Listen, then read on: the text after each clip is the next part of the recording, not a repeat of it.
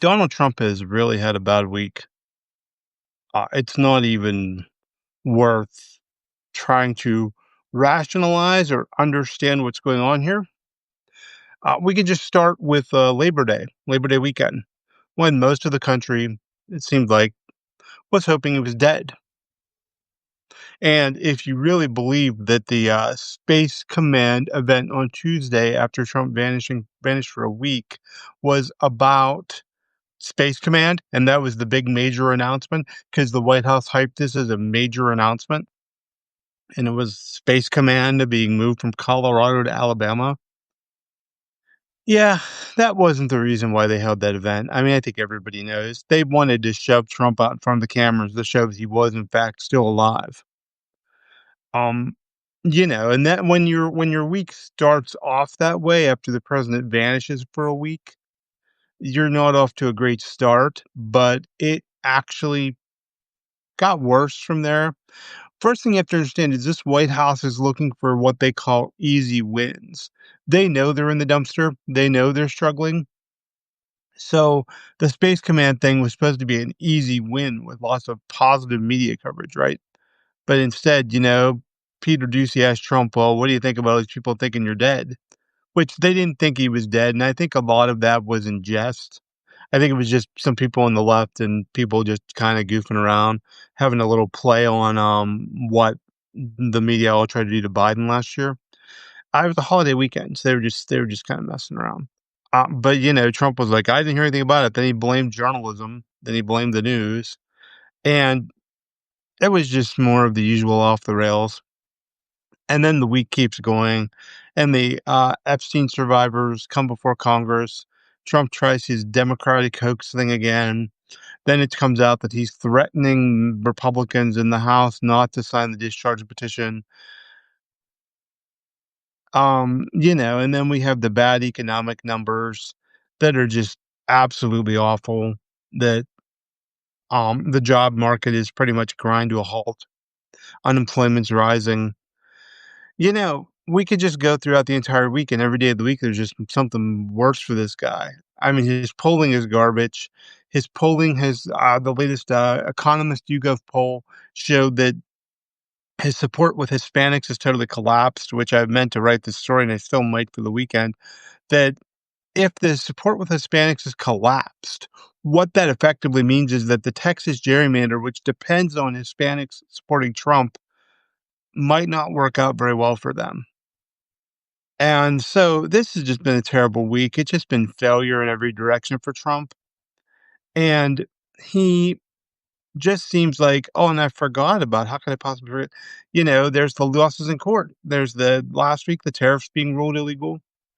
This week, California getting the ruling that his National Guard deployment was illegal and that he cannot use the National Guard as a civilian police force, which was he can deploy the National Guard, but he can't use them to do civilian policing, which is the whole point of the National Guard deployment for Trump. It's not about help supporting ICE agents for security or anything else. It's about literally having the police do civilian policing. And then after the California ruling, Washington D.C. sued Donald Trump, claiming under the same grounds that National Guard troops can't do civilian policing, violation of the Posse Comitatus Act. Then there all these deployments are invalid and illegal. So what happens if this works its way to the Supreme Court, and which it will, and the Supreme Court says no, the National Guard can't be used to do civilian policing? Then Trump's whole anti-crime agenda goes down the drain. So this is really the just of the bad week. I know it is difficult surviving in these circumstances right now. Oh, and one more thing before I start talking to you guys. We forgot about Republicans realizing that raising people's health insurance premiums 1 to 200% in an election year probably isn't a great idea. So now they're frantically trying to think about rolling back the cuts in Obamacare subsidies this month in the government funding bill. And, I think there's way more momentum in the Senate than in the House for that, but it would only take 4 House Republicans to wanna roll these things back, and it would happen. I Democrats on the government shutdown issue, which is coming up at the end of the month, Democrats are making all the right moves so far procedurally in that they're kinda saying, "Hey, come negotiate with us, come talk to us, let's do this together," but they're making drawing a clear line in the sand that what they want to keep the government open is a rollback of the Medicaid cuts and a rollback of and a restoration of the Obamacare subsidies. And if Republicans aren't gonna do that, then there's not gonna be a deal. So, everyone says, "Well, why aren't the Democrats doing more? Why are they just writing letters?" Because this all goes in phases through the legislative process, especially in the Senate. You write the letters, you give the notification, you wait for the other side to come and talk to you. I mean, if the Democrats came out on September 1st or September 5th today and said, "We're shutting down the government no matter what," well, that doesn't do anything. I mean, then what happens if for some reason, what if they don't? You can't play your biggest card first, and that's what's happening here with that. But I have a feeling we'll be talking a lot about the government shutdown situation this month, all through our chats. So I'm not gonna go too much in there unless you guys want to. Here we go. Let's welcome some people in today. Welcome to the chat. By the way, if you're not familiar with how we do things, I do take your questions. I do engage with you guys, read your comments. When I look away, I'm literally looking at my computer because I can't read them all on my phone to see what you're saying, and so that we can all respond to you. Um, I'm not being rude to you. I'm not avoiding eye contact. I am just trying to involve everyone in the conversation. If you have any questions, doesn't matter if it's on today's topic or not, put it in the chat. If you want to let us know what's going on in your neck of the woods, put it in the chat. This is all good. Now, ideally in the future, weekly chat days are going to be Wednesdays, probably Wednesdays around this time, 2 o'clock. So that's the future. I'm going to try to schedule them way in advance. So everybody gets a notification. I finally fully read the Substack app when I was scheduling today, and it said, "Oh, you don't get a email notification, calendar notification for your subscribers unless you schedule 8 hours in advance." I'm actually going to try to schedule the day in advance, so you guys will have some heads up on what's going on. Okay, N. Gauss is here. Hello, N. Harriet is here. Hi, Harriet. Charles Hawk is here. Kodge is here. Joanne Stoddard is here. Hello. Hi, everybody. Hello. It's very nice to see you all again. Helen Meters is here. Hi, Helen. Rachel Smith. Rachel Smith looks familiar. Carlos is here. Hi, Carlos. Tommy Smith. Detroit voter. Hi, Judith. Nice to see you. Herman Jacobs is here.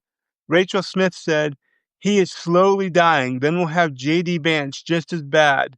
Theo put him in there. JD Vance isn't going to be he's going to be a lame duck, dead as a doornail garbage if he ever gets to the presidency if Trump can't finish out his term. JD Vance would be absolutely pointless. And I suspect Trump's going to hang in there long enough to lose the midterm election. And, with the Democratic Congress, Vance is going to look particularly inept and even worse than he already does. Here's the thing about JD Vance. People say Vance will be worse. Vance is utterly incompetent. He's even less competent than Trump. Stop being afraid of JD Vance. That's like being afraid of your sock. I'm not saying you root for JD Vance. I'm just saying don't be worried about him. Don't lose any sleep over JD Vance. He's going to move back to San Francisco as soon as he loses in 2028, and that'll be that. Constitutional Patriot is here. Hello, Constitutional Patriot. Catherine. Hi, Catherine. Yeah. Well, okay. Gloria Johnson and Wes Junigan. Detroit voter says so many legal challenges. Yes, such joy. It's been a doomsday week, Harriet Smart says. It doesn't matter if Trump does what he wants and ignores policy. Just please stop empowering Trump. Just please. The only way Trump gains, I say this almost in every chat and constantly in things I write, the only way Trump gains power is when people give it to them. And that includes the American people psychologically thinking that Trump is powerful. Trump isn't powerful. Stop treating him like he is. He keeps doing things to project an illusion of power. That's what these National Guard troops are. They're the illusion of fighting crime. They're the illusion of power, but it's not real power. Okay. Detroit voter says, now a sheriff's organization is objecting to their home forces being taken elsewhere. Exactly. Law enforcement doesn't want to be doing this. That's the big problem. You remember the Trump administration's original plan for all this immigration and crime crackdown was very simple. They were going to get local police forces to do this along with ICE agents. And local police forces don't want to do it because you know why? They have real crime to fight in their own communities. Um, we are slipping as a country, Rachel Smith says. Yeah, somewhat. But we are slipping as a country, though, probably for 25 years. So this just didn't start with Trump, and it's not going to end when Trump goes. So if we want to restore our country, we need to think about this long term and not as winning a presidential election or winning back Congress. This is going to be a long term project to restore this country. I would just keep that in mind. It's not. There's no. And I say this all the time. I don't mean to be a Debbie Downer, a Jason Downer. Um, this isn't a problem that's going to be fixed fast. This is something that Trump opened up 10 years ago, and it's going to take, a few election cycles of Democrats winning to kind of stabilize things. And frankly, Republicans aren't going to stop until they're routed. This group of Republicans won't stop until they're routed. And so you can't just think, oh, we'll win the midterm and everything. But if Democrats win the midterm, they negate Trump. They end Trump presidency. They cut him off at the knees. The White House becomes a retirement home for the next 2 years. So yeah, that's the immediate action that helps make things better. In the long term, I really believe that the weakening of the legislative branch that Republicans have done to it by voluntarily giving up their power to the executive branch, just like in the 1970s post Nixon, you had to have that series of reforms that strengthened the legislative branch in the 1970s. You're going to have the same kind of thing happen here, and you're going to need a Democratic Congress to do that and a Democratic president to sign it. So this is a project. It doesn't mean that if we end up in a little bit of a holding pattern where, let's say, Democrats win part of Congress in 2026, the rest of Congress and the presidency in 2028, then people can really get to work in fixing things. And as part of fixing things, I said it last two or three chats, is restoring the Voting Rights Act. It's restoring democracy, confidence in democracy, and the vote to everyone who should have it and shouldn't have their rights infringed upon. That should be real close to job one. After I fully support the idea of a Democratic administration launching a comprehensive investigation into the corruption of this current administration.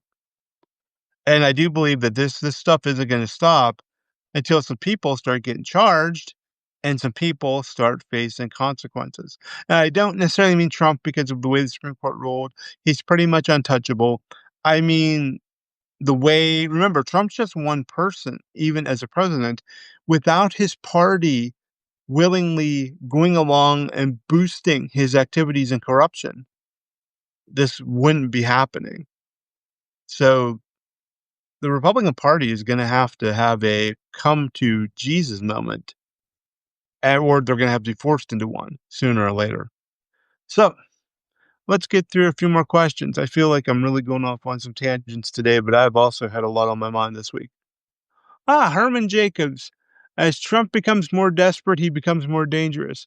Oh, not here we go. Herman, we're not going to get into. He will not allow free and fair elections. He will declare any elections the GOP loses are invalid. Okay, here we go, Herman. I have to go through this every week, and I assume we're going to go through this every week through the midterm election. Trump has no thing to say about the midterm elections. Trump has midterm elections, all elections, every election. There's no such thing as a federal election in this country. Please understand this. All elections are run by all 50 states. Trump cannot declare elections invalid.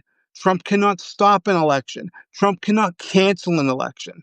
The reason why he's going through all this stuff trying to gerrymander the midterm is because there's going to be elections and he can't do anything about it. So, Herman, there's going to be elections. Trump can't stop them. Trump can't invalidate them. There's nothing he can do. Okay. Short of, well, actually, there's nothing he can do. I would argue that what he's doing with some of this National Guard stuff is voter intimidation. And he's trying to intimidate the blue cities to make sure that to hold their turnout down next year. And that, I would argue, is part of what's going on here. But no, no, no. He can't do anything to stop free and fair elections in 2026 or 2028. He can't do anything. So please, again, this is an example. Stop giving him power that he doesn't have. Okay?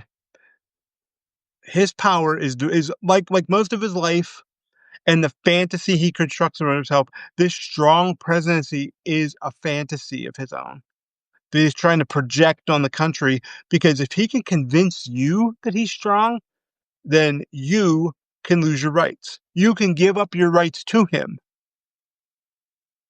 Don't fall for it. Okay? Uh, Ray Quiet, Quiett. I hope I said that right. Joseph Reif and D have joined. Nancy has joined. I'm a little behind. I'm scrolling down through here. I see lots of hearts being clicked. That's really cool. If you want this to be seen by more people in the Substack app and Substack in general and get more folks in here, slam that like, give us a heart, and we will do that. Catherine says Dems need to go big with message.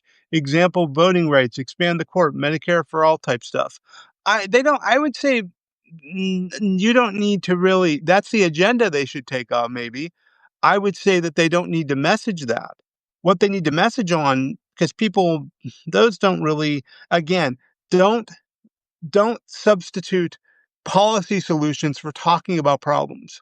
What the American people really want right now, they're angry. They want somebody to talk about high cost, high prices. Why is my health insurance going up? Where did my health insurance go? Where's my job? Why is everything so expensive? Why can't I get ahead? The existential crisis in this country right now isn't anything that can be solved by talking about a policy like Medicare for all. The existential crisis is the wealth has been shifted under Trump from everyone else to the 1%. So it is everyone else versus the 1%. When you talk about politics in those terms now, that's how you win. Talk about things that really matter to people in their daily lives. And then once you win, everything that Catherine laid out, those are policy solutions that you can implement to make American lives better. But Democrats waste way too much time talking about policy when, honest to God, 80% of voters don't care and they tune out. Okay. Up, Gabe Hoffman this year. We recognize Gabe. Hi, Gabe. Gabe says a lot of the shit that Trump is doing right now is because, one, his attempts to make the Epstein scandal go away aren't working, and two, his ability to try to force his own economic reality into being are failing. Gabe, that is a great observation, and that is incredibly astute. I think you're 100% spot on. Yay, Gabe. If I could give Gabe a round of applause here in the chat, I certainly would. Good job, Gabe. I think you nailed it. Oh, Lillian's here. Hi, Lillian from Oakland. Great to see you. Cross Bordered is here. We recognize Cross Bordered. Joe Carper is here. Joan is here. Shelby Kent Stewart. I believe we recognize Shelby. I believe Shelby's been with us before. Thank you, Shelby. Hi. Welcome back. Joyce C. says, every single Republican who enabled the coup and condoned the destruction of our democratic institutions should be held accountable and prosecuted for the overthrow of our government and constitution. Well, our government and constitution are still there, but I see your point. They should be definitely held accountable. And that's the thing. Like, I'm not sure that Trump and his cohorts want to get rid of the government and the Constitution. More like they want to remake the government and the Constitution. And I think that's what we're seeing. Because let's face it, if they came out and said, "We're overthrowing all this," that would get people up in arms. If they, however, try to massage around it and leave what Orban did, as Sarah always writes about, Sarah Jones, the Daily with Sarah Jones, please subscribe. What Sarah always writes about is a soft autocratic takeover, where you leave the institutions in place but hollow them out. And I think that's really a lot closer to what Trump is trying to do. Um, Gretchen and two others have joined. Sloan is here. Bridget Warburg is here. Hope I got that right. Gloria Johnson. Dem leadership, Schumer, Pelosi, Jeffries have to go. Nah. You know, you have to understand they aren't really leading the party, Gloria. Um, I know there's nobody at the top of the party leading it right now, but Schumer, the Schumer has the same problem everybody who's been in the Senate for a long time has, and that is that he gets so wrapped up in the institution of the Senate that they lose touch with the fact that Republicans aren't playing by the Senate rules. Uh, Jeffries, I think, is fine, and I think he'll be a really good majority leader. Just look at the way he holds the Democrats together and look what his job is supposed to be with those House Democrats. Have you seen any chaos or disruption among House Democrats since he's become leader? No. Jeffries has done a good job with what his job is. Pelosi is more of a spiritual advisor by this point, but I do agree she does have a lot of power, and I think that when you get into the octogenarian lawmakers in the House and Senate,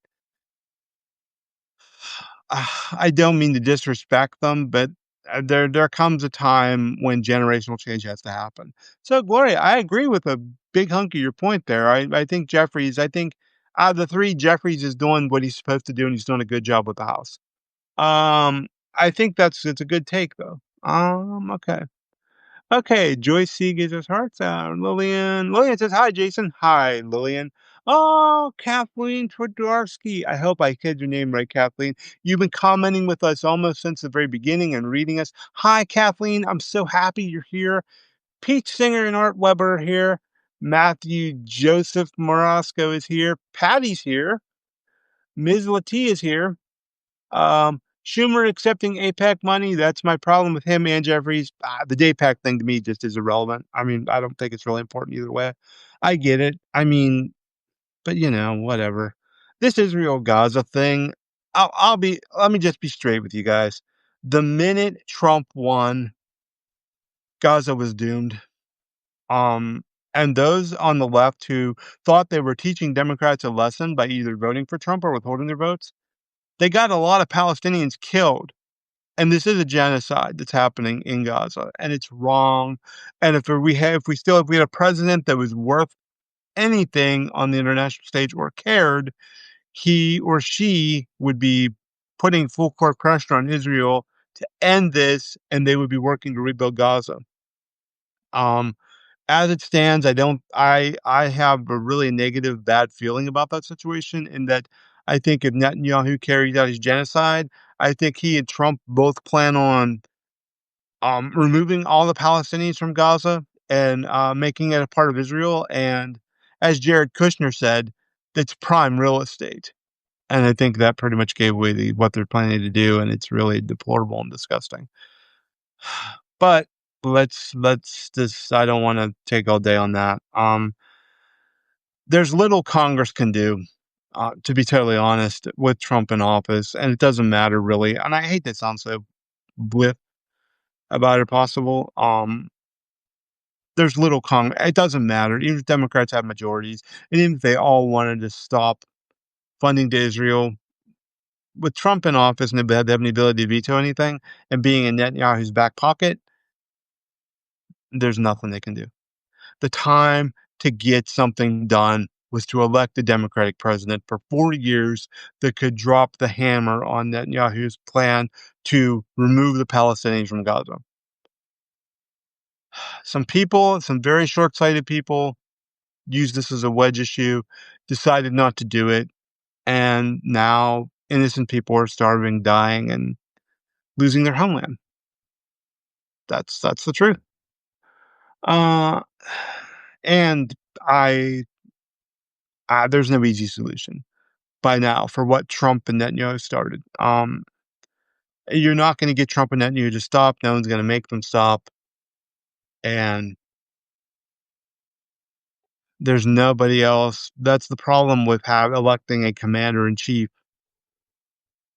is that once you elect somebody like Donald Trump, you unleash a whole lot of really bad stuff on the rest of the world. Okay. Gloria says we have to agree to disagree. Well, Gloria, I'm not totally disagreeing with you. I just think it's a little more nuanced. Um, okay. Schumer and my own Wyden have great experience, Joel Carper says, but they need to make a real serious effort at mentoring. Their viewpoint is out of touch and behind the times. Yeah, I really think that, especially with Schumer, you're talking about Ron Wyden. I think Joel. I think Wyden is pretty good. I wouldn't put him necessarily with Schumer. Um, I think the institutionalist in the Democratic caucus in the Senate, and there's only half a dozen of them or so, but Schumer's one of them, and that's a real issue. And that's they have to understand what the Senate Republicans are doing, just like how the Senate Republicans are planning to smash advise and consent for Trump. Senate Republicans aren't respecting these institutions, and they're just blowing through it and giving up their power. So Democrats need to stop trying to think that they're gonna suddenly come to the table and be reasonable. Seth Abramowitz. Oh, hi, Seth. If I got that wrong, I'm sorry. And Lottridge is here. Up, Sandy Roth is here. Okay, Lillian says, I'm feeling change in the air. The orange clown is flopping around. Courts are ruling against him. We have lots of work to do, but the wheels are coming off the clown car. Yeah, the wheels are coming off the car. Um, and he's gonna, within a few months, he's gonna start putting out his cooked up economic numbers. But uh, as we remember from the 2024 election, it really doesn't matter what the economic numbers say or what somebody makes them say. What matters is we saw the Democrats in 2024 try to run on. People were saying, "Man, I feel like the economy stinks," and Democrats were like, "No, it's not. Look at this chart." A chart doesn't counteract the way people feel, and people are very negative, hostile, and down on this economy. And it's ironic that the guy who claimed he would fix everything is now burdened by the same problems that the Biden administration was stuck with. Um, that's 22,000 new jobs. Lillian says that's teeny tiny. Gabe Hoffman says, I also have little patience right now for people who say America is forever screwed and that nobody will ever trust us again. Yeah, I think I think they don't trust Trump, and I think that the realignment in foreign policy because of what Trump has done, the different alliances that are being made that are cutting the United States out and minimizing the United States to a degree, that's gonna be something that will have the next Democratic administration will have to work to overcome. Um, I think that's a really good observation, but there are gonna be consequences for the havoc that Trump is wreaking. And it's gonna take some time to repair everything. And it's probably gonna take more than one election for the world to trust us again, to make sure that we're not gonna put somebody like Trump back into power. And believe me, there are gonna be lots of Trump copycats after this in the Republican Party. So don't think that Trump's a one-off, and I think that's a mistake that a lot of establishment Democrats have made. Um, Susan J. Pennington is here. Lillian says 22,000 new jobs. That's teeny tiny. Susan also is here. A lot of Susans today. Hi, Susans. Nice to see you. So I'm really glad y'all are here. I know Fridays aren't the best day for these chats, but it's kind of the day of the week that worked for me this week because of the holiday and the short week. It's not exactly I know easiest, and there's not a ton of news going on. And to be honest, like a lot of people seem to be tuned out right now, and I can understand that. I can definitely understand that. I mean, it's hard. It can be really hard following the news right now. And I don't mean like, oh, where are you going to get your information or oh, this or that. I mean, literally, it can be taxing to follow the news and somewhat emotionally draining. Um, so I can understand why people would be like, you know what, I'm taking a break for a while. Gabe says, I know many say Trump owns SCOTUS, but taking a moment to read between the lines, you'll notice that virtually all the times they have sided with Donald have been based on using technical hokum to kick it back to the lower courts. Yeah, like except for the presidential immunity decision, which I believe has forever tarred, feathered, and stained this court and ruined its reputation. It doesn't matter what they do now. They're forever soiled in the minds of people. Um, Lillian says, just heard a discussion that next gen right wingers are looking for a future that does not include the orange clown, and that the post Trumpers like trumpets like Don Jr., Vance, etc., won't have an easy time replacing him. They will be in disarray. Yeah, I think that's true. And the thing about it is, if you want to really know what's going on, and if you have the ability to do this, see, I live in a red area, a red district. I live in a place that Donald Trump carried by 39 points. So I'm surrounded by, these sorts of folks every day. And there is a real difference between the older MAGAs and the younger Republicans. And believe me, the younger Republicans, they wanted the White House back. So they all kind of voted for Trump. But unlike the Democrats who tore themselves apart and handed the White House to Republicans.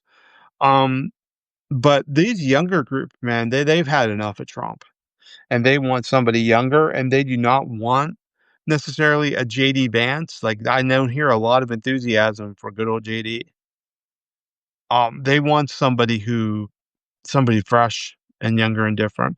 And I think that yearning is the same in both parties because I mean, I can't remember another honestly, I don't have to say I can't remember. There has never been another time in American politics where we have had 10 years it will be, or it was 12 years, I'm sorry, by the end of it, of the oldest presidents in history.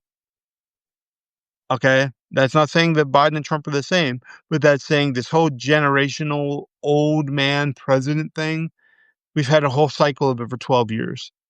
And I think the country's going to want a radical change and departure from that. And I think they're going to be looking younger and they're going to be looking fresh faces. Um, Gabe points out after several people have brought up a good point that once Trump dies, the MAGA cult will inevitably die with him because there really isn't anyone in the GOP that can replicate his brand of charisma and anti-establishment appeal. Yeah, I think that's true, and I think they're trying to s- shove some toothpaste in the tube with JD Vance. But really, I mean, I want y'all. Is anyone really afraid of running against JD Vance in an election? Vance doesn't really bring anything to the table. Up and out of hell, Texas says SCOTUS must see tariffs are killing the economy. Would they then overturn tariff court's decision? See, I don't know where they're going to go on these tariffs because if they're really strict constitutionalists and they look at the Constitution, they're going to see that Trump doesn't have this authority. Congress does. And if that happens, it's going to upset the apple cart, not just for Trump, but future presidents. By the way, guys, if you want, if you're liking this chat, give us a like, give us a heart, gets more people viewing this on the Substack app, gets more people involved and engaged. We always want more people involved. Okay. Apparently Project Veritas is behind the DOJ guy that said reps are gonna black black out Republican names and leave those to Democrats. That's kind of weird for them to go after the Republicans. Yeah, that's a Project Veritas thing. James O'Keefe has been doing the same stupid thing for a long time now, where some dummy will inevitably get set up and they'll eventually start talking. Yeah, it wouldn't surprise me. I mean, would it surprise you if they would block out all the Republican names and list all the Democrats? I don't think these files are under Trump. I don't think these files are still the light of day. But that's just me. I think he's going to do everything he can to stop him, and I think the information is going to have to come out other ways. Um, Also, the other problem with Vance is that he takes over now, he will inevitably be stuck holding the bag for all the problems Trump ended up creating. Ah, yes. As we saw with poor Kamala Harris, the reason why the vice presidency is a terrible place to run for the presidency from is because you get stuck with all the perceived or real bad things of the administration that you served in that you probably didn't have much decision making authority or any say in what they did. Vice presidency is a crappy place to run the presidency from anymore. There's a reason why the last sitting vice president to be elected president was in 1988. I mean, that's almost 40 years ago. Politics has changed, and we don't count Joe Biden because Joe Biden left the vice presidency at 4 years off and then ran. A former vice president. Andrew Dolkart has joined. Bob Safer has joined. Yeah, I don't think Vance. I think every minute Vance spends in the Trump administration ruins his chances of ever winning the White House. That's just my opinion. So you know what, guys, this is just awesome. I want to remind you, if you're not subscribing to Politicus USA on the daily, please do so. I try to do several videos, several times a week that talk about the current news, break down what newsmakers are saying, react to them in real time to help try to explain things a little better. That's the great thing about what I do as opposed to like cable news, because I can sit there and stop the video and interrupt and say something. Whereas cable news has a tendency to have to kind of run the live clip or run it live or run the clip, and then they talk. It's just totally different because I can stop Donald Trump or JD Vance or whoever mid sentence and fact check them, disprove them, explain what they're trying to say, all that kind of stuff. So it is cool if you're subscribed to. Those have been going up on Politicus USA lately. I've done 2 this week. I hope to get 1 or 2 more in this week. By the way, I'm on TikTok, Politicus USA. If you are on TikTok, come on over and give me a follow. And if you do give me a follow, shoot me a message telling me that you're in the chats with me. And, I'll bump you right up there and we'll follow you back. We'll do whatever we got to do. That's great because, I think TikTok is a pretty, even though with all the Chinese issues involved, I can see why it's so popular. It's a nifty platform. It's really easy to stream on. Um, and I seem to attract a lot of right wing rage, which is fine with me. Because we're all nice people over here on Substack, and we're doing our thing. So it's good to kind of get out amongst them and look around and see how angry the right gets when they're presented with facts. Up, Joyce C says subscribe. Thank you, Joyce. Thank you, thank you, thank you. Detroit Voter says, can we imagine if SCOTUS reversed tariff actions? What would happen internationally? Judith, what's a really great question about that is the administration's collected all these billions of dollars in tariff revenue, your tax money, by raising taxes on you. What would happen if the tariffs were shot down? How are they gonna return all that money? What are they gonna do with the money? What happens? We don't know. There's a lot of stuff that we don't know that we should know, and it's unforeseen territory. And I think that's going to be the big argument the administration makes to the Supreme Court. We can't have these tariffs of return because we don't know how to return all this money. I would argue that the money should be divided up and returned to each individual American in the form of a check, a sort of an apology dividend. Um, Sorry for making your life miserable. Here's some money. Uh, Joyce C, thank you, Joyce, so much for subscribing. Um, oh, Lillian says, yeah, saw those videos, like the side-by-side commentary. Thank you, Lillian. Hey, thanks a lot. I'm glad you watched them. Dr. Lisa, David size. Is that like extra large or extra small? What is David size? Hope that's your last name, actually. David size has joined, and Dr. Lisa. Hi, Dr. Lisa. Thanks for being here. Diane is here. Kevin is here. Thank you guys so much. Eva Lomax. Hi, Eva. What's your handle on TikTok? Oh, well, Lillian, I will put it right here in the chat for you. Our handle on TikTok is, and this is gonna be real creative, Politicus USA. Subscribe on oh my, TikTok. There we go. But what about the countries who have lost trade to the US because of tariffs? How do we reconcile this? Yeah, I wondered, Detroit voter, if the whole thing, if the tariffs get thrown out, if what happens next is that everything defaults back to the way it used to be, and all these trade agreements involving tariffs are void. That's really fascinating. Um, there's a lot of unknowns there. And I do think there's a legitimate chance that the Supreme Court tosses out these tariffs. Because if they uphold this power, then when a Democrat comes into office, a Democrat's going to have that massive expansion of power as well. And I'm not sure that Republicans want that to happen. Oh, I see more likes popping up. I see more people coming in. Come on in. The water is fine. I don't know if you guys are getting any fall weather out there. If you are, we're getting a little taste of early fall in my neck of the woods, and it is quite nice. So, right now it's pushing 80 degrees, but really windy. Uh, the wind is nice, but I'm a fall person. I love the fall. It literally hurt me. Dr. Lisa says she can't seem to get the chat today. Up there it is. Okay, good. I'm glad you guys saw it. Keep in mind, Gabe says, a lot of the conservative SCOTUS tends to adopt an originalist view of the Constitution, and the Constitution is pretty clear that Congress holds the power of the first.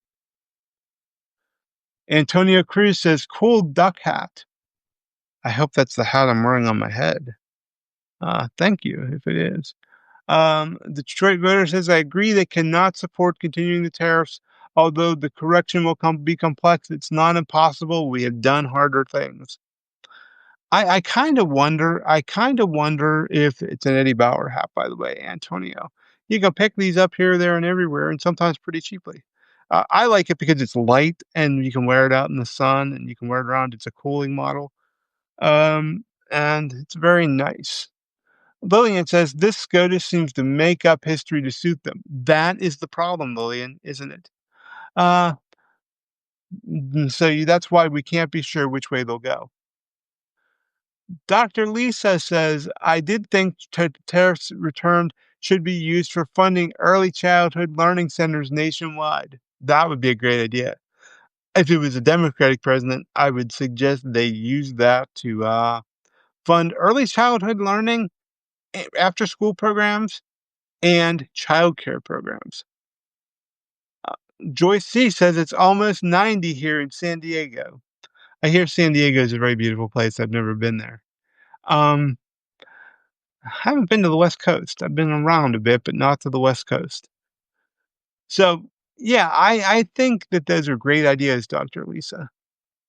And you know what? I think anytime you can use it to Joel says I'm worried about India. Joel Carper, what specific worry do you have about India? I mean, besides the fact that they're moving closer to China and Russia because Trump slapped those tariffs. Oh, Dr. Lisa says 77 here in the Appalachian Mountains. Well, Dr. Lisa, I'm not too far. I don't know how far up the Appalachian Mountains you are, but we got some of those in my neck of the woods. Um, yeah, I'm done, Joel. I think India is a legitimate concern. I think what Trump is doing by pushing India closer to China and Russia is a huge geopolitical international problem. And I don't think anybody really wants to. Nobody. I mean, honestly, nobody's discussing that. Everyone's like, "Oh my God, Modi was with Putin and Xi." Well, what are the consequences of that? And where was Trump, and why wasn't Trump involved? And Trump's whole 50% tariff stuff on India. Yeah, Joel, I agree. Trump's whole tariff 50% on India is going to have really dire consequences. Nikki Loughton has joined. Antonio Cruz. Only 70 degrees in Silicon Valley today, a few days after a heat wave. You know, California, I've been told from those who live there, is an absolutely beautiful place. But man, depending on the weather, I've just the whole earthquake thing, I'm not sure I'd do well with that, Antonio. Gabe Hoffman should keep in mind, though, India has kind of been going through its own authoritarian descent from what I'm hearing. Yeah, Modi isn't exactly a picture of democracy there. And we could probably do a nice conversation on Modi and what's happened in India. I mean, India has seen erosion of democracy, let's put it that way. And it was never, and that's the thing. The nations that have not had a long democratic tradition, they tend to erode a little more easily. Um, Joyce C. I love it. Dem state, and we have the best governor and weather in the country. We are also the most expensive state in the country. Well, you can't have everything. I mean, if you want to live cheaply, you can, you know where you got to live cheap. And I don't think, I think the other things that come with it that you mentioned are maybe worth the higher price. And great produce. California. California blue bubble. Yeah, our Californians are in here strong today. Hannah and Michelle are here. By the way, you guys have got to be feeling good. You guys have got to be feeling really good, Californians, about what your governor's been doing. Not just standing up to Trump, not just the gerrymandering, but also this Western Health Alliance. I'm really excited by that. I think that's a great policy idea because Dr. Lisa mentioned how likely is it that RFK will be ousted. I think RFK Jr. is being set up to be tossed under that bus. And I think as soon as somebody can get to Trump's ego about RFK's anti-vax status and his attacks on COVID vaccines, and Trump thinking that he is the Joseph Salk of Crohn's vaccine, or Jonas Salk, I'm sorry, Jonas Salk, will that could be the fissure that sends RFK out the door. I honestly also think that RFK is an investigation waiting to happen. Um, and if Democrats win the House, he's scuttering for the exits faster than his little self can carry him. Um, that's what I think. I think RFK's days are numbered. RFK's days are numbered. Uh, Million says they're proud of California. Shirley Ballou says California should be proud. Yesterday, Junior acted like he was bulletproof. The funny thing about that hearing, if you watch it, Antonio, turn the sound off and watch his body language because you'll see kind of a different. There's not a lot of defiance there, but you'll see a man getting worn down and a man with some problems. I'm not a big body language analyst, but if you listen to his words versus how he was acting, it's kind of a different looking situation. Uh, Hope the Western Alliance spreads beyond those three states and the East Coast version too. Yeah, there's an East Coast version, Lillian. I'm really glad you mentioned that. The East Coast version so far, I know New York's trying to put something together. I know Josh Shapiro here in Pennsylvania, our governor, is really eager to put something together. The blue state governors, Ohio and West Virginia aren't going to join anything that's put together, but I wouldn't be surprised to see like Illinois and Wisconsin come together, Pennsylvania, New York, New Jersey come together. I I'm sorry, I just saw this really funny comment. I wouldn't be surprised if you're going to see because there's 18 blue state governors and they're kind of clustered close together. I wouldn't be surprised if you see a Northeast alliance. I wouldn't be surprised if you see a Mid Atlantic alliance, as they're calling it, and a West Coast alliance and a Midwest alliance. I could see Illinois and Wisconsin coming together, and in some fashion and form with Michigan, um, and making that happen. It's almost too obvious and easy to do. Shirley says, I thought he was going to have a stroke with Bernie and Elizabeth. Yeah, I thought I thought he was really I honestly thought that he was set up there by putting Bernie Sanders and Elizabeth Warren back to back against them. Because man, they just build on one another. And if you watch the hearing a little closely, because I was, Elizabeth Warren and Bernie Sanders are whispering back and forth while each other are questioning. And so yeah, I think that was a little bit of tag team work there. That was really well done. Dr. Lisa says, PA, I'm originally from Philly. Yes, PA. I'm a PA boy. Western side of the state, though. Douglas Lamont, Dougald Lamont. I'm sorry, Dougald, if I got that wrong. Joyce C. RFK Jr. will be responsible for the next pandemic, and I hope Ebola doesn't show up. I think I think what we should be really worried about is COVID. Um, the reason why COVID's been tamped down so much is because of the prevalence of the vaccine. If we don't have the vaccine available to everybody, that could be a real big problem. I'm not over 65. I do have a health condition. I'm a diabetic, so I'm eligible for the vaccine. But, you know, I have a lot of people in my life who are worried about being eligible for the vaccine, and they want to be eligible for the vaccine, and this could be really difficult. Um, oh, Lillian is a Philly kid too. See, we all knew we liked Lillian, old Pennsylvanian. Um, wow. Might RFK Jr. be on a short plank out of hell, Texas says? Yes, yes. I think RFK Jr. is on a short plank. I think if there's a member of this administration who could get pushed over the cliff, besides Tulsi Gabbard, it would be RFK Jr. If I was to take a guess. Yeah, Dr. Lisa points out, and this is very important, going to the doc to get a prescription costs money. It does, and if you don't have money, if you don't have readily available transportation, you have to pay for transportation. You have to pay the copay of the doctor. You have to get the prescription, and then if you have insurance, won't cover it, that's $200. People were getting priced out of the COVID vaccine. Um, Really, I think RFK Jr. is a complete moron who has no clue what he's doing, Gabe says. RFK Jr. is not a health expert, and we've seen this over and over again with the two Trump administrations, where they put people in positions where they're wholly unqualified for to break stuff, and that's what RFK Jr. is. Um, Antonio says COVID mutates regardless of policy or politics. Some fully vaccinated will suffer and maybe die because of RFK Jr. Yes. RFK has led Florida to stop mandatory vaccination for school children. That's true, and Florida is a disaster waiting to happen. John Buzzinger is here with us. Hello, John.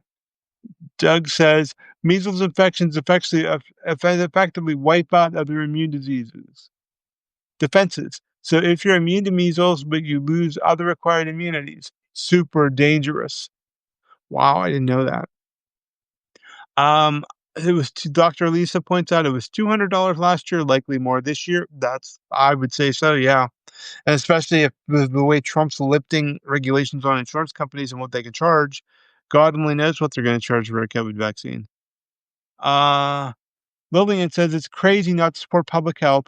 Public health projects started because folks began to realize that these diseases can easily move across geography of cities and towns. Yeah. People talk about Trump taking the country back to the 50s and 60s. It's more like he's taken the country back to the 1920s in a lot of ways. And countries, Rachel Smith said. That's right, Rachel. You're spot on the money. Guys, this has just been a completely awesome chat. I just want to thank you all for coming in.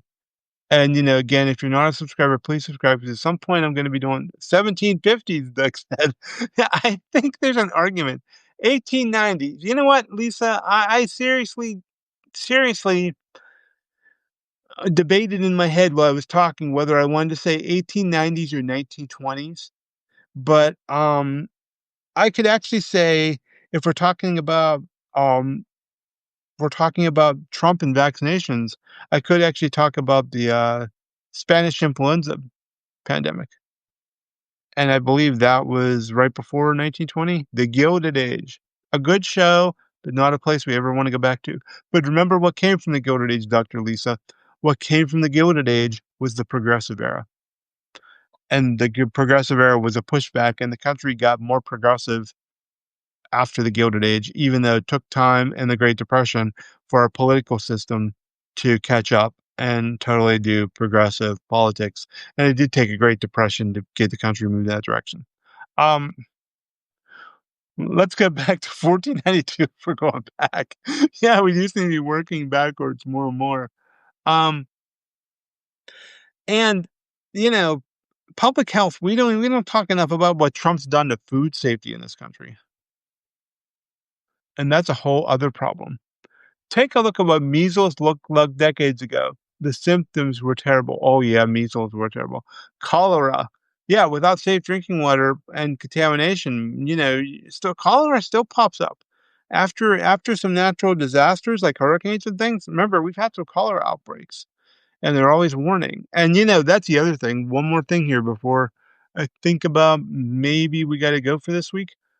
Cholera and those kind of diseases without FEMA on site and ready to work and help people, what's going to happen during hurricane season? Hurricane season is coming up on us fast, folks. I mean, they'd say we're in the middle of it right now, and we've gotten kind of lucky so far. But you remember, some of us remember late September, early October. There's a history of bad storms. Hurricane Sandy. We just passed the anniversary of Katrina.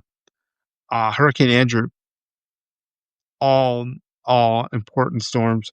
Um, I think that I'm really worried about FEMA being there to respond to a major disaster right now. And I'm really worried with all these National Guard troops stretched over the country if we're going to be able to have National Guard where they're needed. Out of Hell, Texas says, appreciate your education, Jason. Well, thank you very much. I appreciate the intelligence that all of you bring here. Musings on Interesting Times has joined. Donna has joined. Ed has joined. Hi, Ed. It's great to sit here and have a conversation with you guys. I know our audience here will come up a little more. Polio is my worry, Shirley says, saw the results of that. I had an uncle who didn't get vaccinated for polio. And later in his life, like in his 60s, he developed polio. And that was just a few decades ago. So yeah, polio can be horrible. And I don't even remember what it was. I wasn't around during the original polio epidemic. But we're just ignoring the lessons of the past and the progress we've made, and that comes at a great risk and danger. And we're doing so seems like out of petty political spite in a lot of ways. That's the thing. Like I can deal with a conservative government or a government that has a conservative ideology, but I can't deal with a government whose ideology seems to be to hurt people and just do things that are just to roll back the clock and try to recapture history that's long gone. Because I'm not sure there's really any defining principles here except for corruption and making the rich even richer and oligarchy. I think oligarchy is a real defining principle here. Okay, guys. Let's see what time I started about an hour ago. I promised that I wouldn't go overly long on these. An hour, I think, is really good. I appreciate everybody for being here. I'm working my way back to the chat window right now. That's why I'm looking away. I'm sorry. I lost the chat window because for some reason the live audience numbers aren't in the chat and aren't in the same window anymore. I have to go to a different window to see them. Um, Rachel says, just wait till the big bill takes effect. Then we'll have a real failing healthcare system. I think you're totally right, Rachel. I was. Lots of disabled from polio. Yeah. I have to just read about it because I don't have any firsthand experience with it. And I think Rachel's totally right. Our healthcare system is it's gonna be bad. Lillian says a friend's older sister got polio when I was in elementary school. Why would we go back? They were a wealthy family. That didn't help. Gabe says, what's enraging is the fact that Republicans admit behind closed doors that what Trump is doing is bad, but they side with him anyway because they don't want to be primaried. That's it exactly. Dr. Lisa, you take care too, and we'll see you next week. Just in case anybody joined us late, Wednesdays at 2 are going to be the day and time for these chats. I will try to send out notices on Tuesdays, and if anybody joined us late and they want to watch the whole thing over again, they can do so. I'm going to post this on the daily with some commentary written up below it for you guys. I hope you have a great weekend. I really enjoyed talking to you. I cannot tell you enough how much I appreciate you. We appreciate your support. Sarah and I are grateful for you. Please, if you haven't subscribed, please do so because I don't want any of you guys to be left out whenever we start doing additional chats that are probably going to be subscriber only. Right now, I'm doing the reaction videos and these weekly chats, and I'm still trying to, you can see me putting little pieces in place for this schedule, but it's still not quite all together yet. Um, Joyce, thank you, Joyce. Thank you, everybody. Thanks to all the regulars who always show up for all the chats. I appreciate you. If you have any last questions, now's the time. Rachel says, have a wonderful weekend. Be safe and never give up hope. I 1,000% agree. We all have hope. We all need to have hope. And hope is what's going to get us all through this and give us the courage to move forward through work. Um, Thank you all so much. I will see you in a reaction video shortly. I will see you definitely by Wednesday. And again, I'm on TikTok. Follow me at Politicus USA. I'm also everywhere else too, but I find TikTok very easy to use for me right now to kind of supplement the other stuff I'm doing. So it kind of works. Um, and the shorts go on TikTok, like the little tiny short clips. So that's kind of neat. And there's kind of, if you want to fight with Trumpers and MAGAs, there's people like that over there in the comments. Uh, Thank you very much. Have a fantastic weekend. I will see you all Wednesday, if not sooner. Bye bye.